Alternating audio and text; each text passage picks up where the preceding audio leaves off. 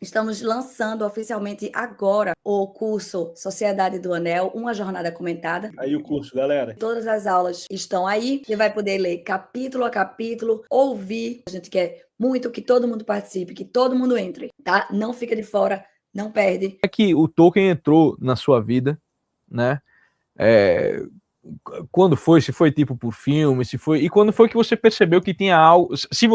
Se é um gosto que você tem só por cultura pop, ou se você enxerga algo, né, ali dentro, né, que se relacione com toda essa visão simbólica que você provavelmente herdou do tradicionalismo, né? Cara, Tolkien é um dos maiores gênios literários da humanidade, essa é a verdade. As pessoas, às vezes, diminuem um pouco a envergadura de Tolkien como escritor pelo fato de ele ser muito popular. Isso é curioso, né? Às vezes, autores muito populares terminam tendo a sua envergadura enquanto escritor um tanto quanto diminuída. E eu acho que isso acontece com Tolkien, como se ele fosse um produto para as massas, ou um produto, enfim, mais simplificado. E não é. O que Tolkien fez é uma coisa que ninguém nunca mais, só ele fez, ninguém nunca mais repetiu. E eu não acredito que vão repetir. Porque, ao contrário de quase todas as demais ficções fantasia dos mundos construídos, o que prende mais em Tolkien não é somente o detalhe do mundo que ele constrói, o fato de ter feito línguas inteiras, não é só isso. É a maneira extremamente solene e a elaboração literária de uma tal forma que o estilo dele parece o estilo de um historiador dos tempos antigos, que aparece no Silmarillion, que aparece em inúmeras passagens dos Senhor dos Anéis, que aparece em todos os textos aí da história da Idade Média, ou da Idade Média, da história da Terra-média, e a forma pela qual a gente é levado a crer no realismo da história. Então, Tolkien tem uma coisa assim que é muito impressionante: os ensaios dele sobre a sua própria história, os ensaios sobre os Istari, que estão nos Contos Inacabados, o ensaio dele sobre Palantir, o ensaio dele sobre os faróis de Gondor.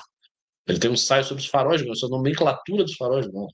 Ele tem um ensaio sobre a telepatia, Osano Ekenta, um ensaio sobre telepatia. Tudo isso, essa maneira dele se colocar para fora da história dele e escrever sobre ela como se ele fosse um historiador escrevendo sobre uma coisa que aconteceu e dando um sentido de realidade àquilo ali, isso é muito poderoso. Ele faz de uma maneira que eu nunca vi igual. E ele é um grande escritor, o estilo dele é muito pesado, é um estilo muito solene. Isso aparece, por exemplo, muito bem no Conto dos Filhos de Húrin, que está nos Contos Inacabados, e também tem uma versão um pouco mais extensa fora dos Contos Inacabados, que é uma tragédia grega dentro da Terra-média. Essa é real, aquilo ali. Então, ele é um autor muito poderoso, muito grande, e que dialoga, assim, com toda essa parte simbólica. Tolkien tinha o cuidado de não ser um alegorista, ele explica isso no prefácio, acho que é no prefácio do Senhor dos Anéis, e explica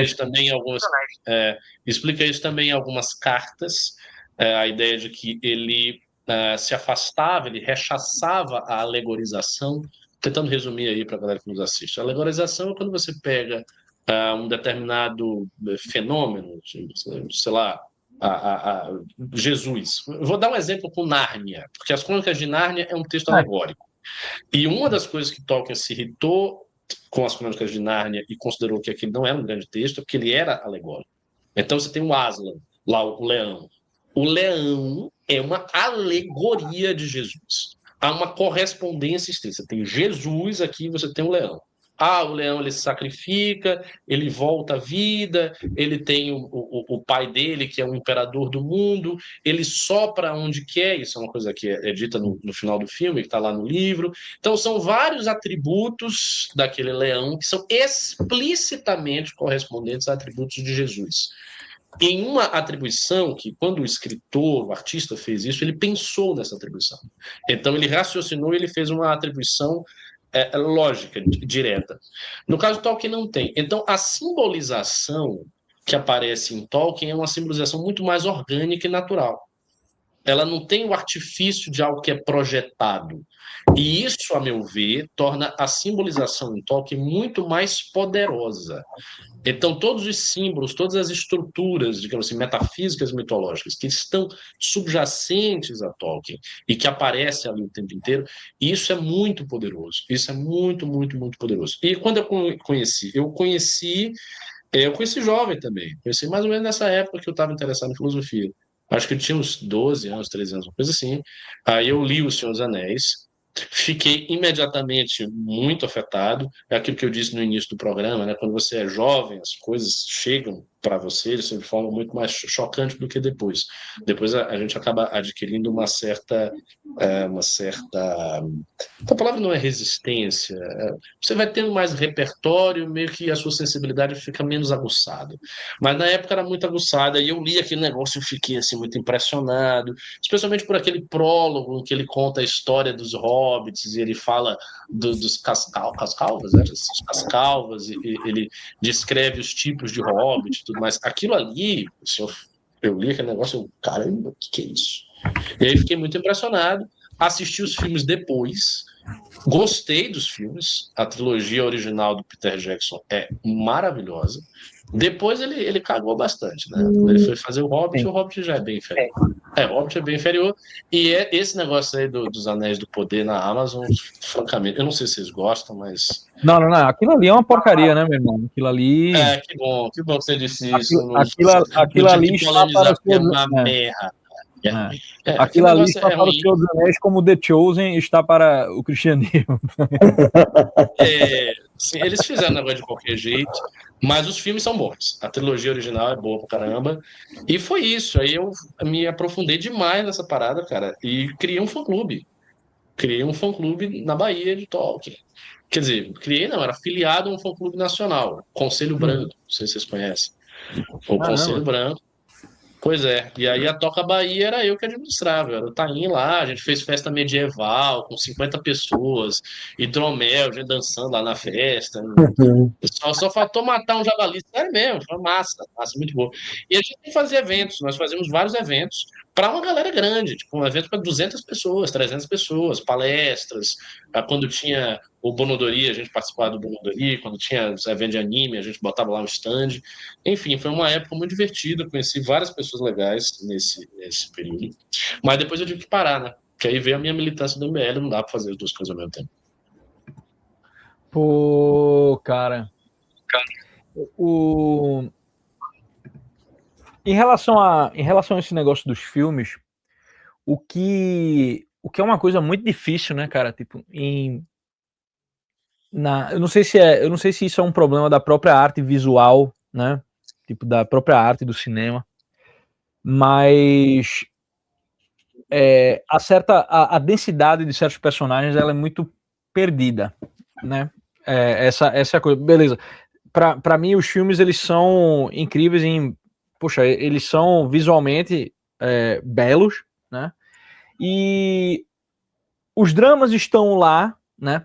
Mas tem certas coisas que eu fico pensando, caramba, por que não conseguiram fazer na tela um personagem como o Faramir? Sim. Foi uma escolha. Ali foi uma escolha. Por que não conseguem trazer à tela um personagem como o Faramir? Uma outra coisa que eu noto, e isso reflete a própria cosmovisão do Tolkien, né? É como ele trata o mal, principalmente na Sociedade do Anel. Né? Você não vê, demora um tempo para você ver os Cavaleiros Negros, e você só os vê como essa espécie de sombras, né? Eles não ficam ali em confronto o tempo inteiro, eles aparecem em momentos pontuais, e eles vão meio que, as trevas vão, ele chama a sombra de fato, né? Ele vai assaltando a companhia à medida que eles vão avançando, né? Até chegar ali nas cataratas de Rauros, né? Aquela travessia toda que eles fazem do rio, em que, pô, vem uma flecha zunindo, você escuta o barulho dos orcs no lugar, passa um pássaro em cima, né? Você nunca vê com nitidez o mal. É quase como se ele fizesse uma escolha consciente de eu não retratarei o mal como um ente, mas sim como uma sombra, sim como uma falta. E isso dá um clima na literatura que é difícil você passar isso numa obra cinematográfica. E eu acho interessante esse elemento de mistério, né? Porque você fica, caramba, o Sauron parece que ele fica mais em evidência justamente por ele ser essa sombra, né? Você ouve falar vagamente da mão negra dele, né? Você não imagina, você não vê ele com aquela armadura, né? Um senhor terrível, todo de ferro e tal, como a gente vê, né? Ali no início, quando eles botam a primeira a Guerra do Anel, né? No prólogo do filme. Então é difícil tratar dessa questão, né? O cinema tende a explicitar muito as coisas e certos personagens elevados parece que Hollywood perdeu, quer dizer, assim, não tem a capacidade de mostrar. Eu acho que o Faramir foi uma das piores coisas dos 3 filmes. Foi um dos maiores erros. E ali, assim, ali dava para mostrar. Porque não tinha nada especial. A questão é o seguinte: eles tiraram a nobreza de Faramir. Eles, de alguma maneira, reduziram Faramir, eles fizeram o Faramir estar muito tentado pelo anel. Isso simplesmente não existe. Então, assim, ali eles só erraram. Eu acho que foi um erro mesmo, assim, um erro frontal. Foi uma coisa, eu bem me lembro, que incomodou muitos fãs quando saiu. Porque depois os fãs acabam esquecendo, né? Eles vão meio que aceitando, né? O filme é bom e tal. Mas foi na época que saiu, assim, eu vi as discussões, a galera ficou muito pistola com esse negócio do Faramir. As pessoas não gostaram do que viram, não gostaram da descrição. Agora, sobre o caráter alusivo do mal, aí eu concordo com você. Aí eu acho que realmente é difícil mostrar isso aí. A não ser que você faça um filme a lá Lars von Trier, uma coisa assim mais de arte, sabe? Aí vem um corvo, aí vai ficando escuro, e aí você espera que o espectador tenha uma percepção mais refinada para ele ir entrando na atmosfera do mal que vai se espraiando aos poucos. A não ser que você faça um filme dessa natureza, pelo tipo de blockbuster que o Peter Jackson queria fazer, não ia. Eu acho que ele tinha que explicitar mais. Aí foi uma decisão, a meu ver, correta. Ter mais, apareceu o Cavaleiro Negro, pá. Aí eu não vejo problema. Agora, com Faramir, teve um problema sério. E uma coisa também que eu acho que eles falharam um pouco, não sei se é uma falha, os alívios cômicos, né? Os Seus Anéis não tem alívio cômico quase. É um livro muito sério, na verdade. É um livro muito sério. E tem muito mais alívio cômico na trilogia do que no livro. Passa um pouco de mais leveza em vários momentos. Gimli virou o alívio cômico, né? Gimli virou esse personagem de alívio cômico. É uma fórmula de Hollywood, né? Uma fórmula que os caras ficam repetindo e que tem que ter, e se não tiver, enfim, o espectador acha chato, acha entediante. Então tem assim, tem esses desajustes. Agora, algumas adaptações, você sabe que eu gostei mais no filme do que no livro? Vou dar um exemplo. Para mim, é o maior exemplo. A Arwen, aquela cena da Arwen com os Nazgûl, eu gostei daquilo ali. Eu gostei porque no livro, se eu não estou errado, é o Glorfindel. É isso, e o Glorfindel ele aparece assim no livro, mas ele é muito desconectado, porque no fundo ele é a reencarnação de um elfo que viveu na Primeira Era, que era o Glorfindel também, que foi morto por um Balrog. Fica uma coisa muito, sabe, muito solta quando você lê assim, por que esse cara tá aí? Ele é descrito, tá, como um elfo poderoso, mas, sei lá, eu acho que a Arwen fazendo aquilo ali ficou legal, acho que ficou bom. Eles conseguiram resumir muita coisa também. Isso foi interessante. Então, teve muitos pontos fortes na trilogia, muitos pontos fortes. E o último filme em especial, esse é incrível. Eu sempre que eu assisto, eu me emociono. Já vi mais de 20 vezes o Retorno do Rei, eu sempre fico besta. Não, aquele final dele ali, por Frodo, e aquele discurso de Théoden na frente do exército, na Batalha dos Campos de Pedra, aquilo ali para mim é maravilhoso. Uma cena ganhou para mim no filme uma dramaticidade que eu achei legal é justamente a cena da queda de Boromir. Que no livro ela passa um pouco rápido demais. Isso.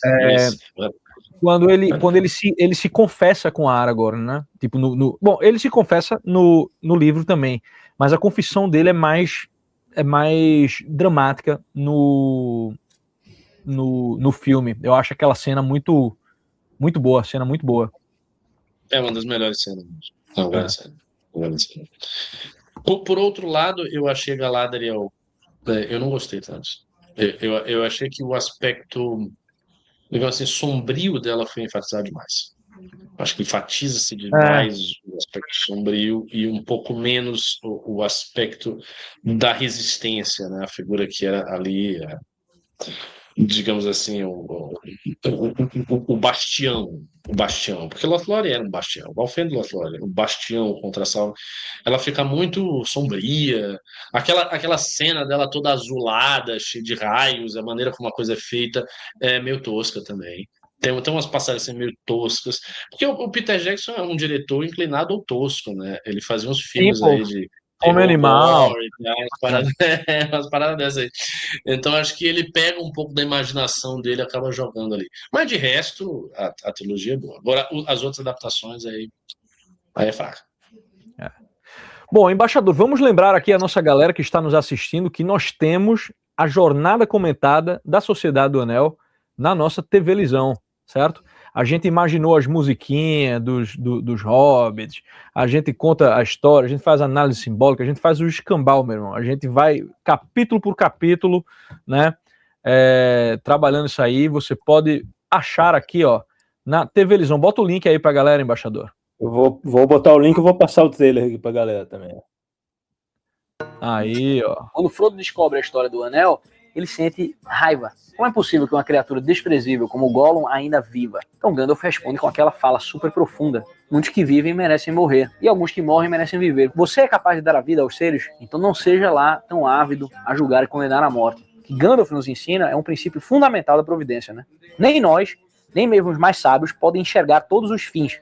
Gandalf não sabia que a história estava sendo escrita além do seu próprio entendimento. Mas o bem que cada um fez, sabendo de suas próprias limitações, no seu pequeno momento, foi o crucial. Até a junção com a grande estrada. Então venha conhecer a jornada comentada A Sociedade do Anel, onde eu vou explicar tudo o que você precisa saber sobre virtudes heróicas, catolicismo, cristianismo, cosmovisão e como elas se misturam para forjar o universo mítico da Terra-média. Então, para conhecer um pouquinho mais de Tolkien, clica aqui. É isso aí. E vem comigo. No chat, Esses hobbit hip aí, né, das letras, é de fuder, meu irmão. Conheça a nossa plataforma TV Lisão, onde vendemos vários cursos. Você vai ficar mais inteligente, ok? Aqui nós temos uma educação helênica.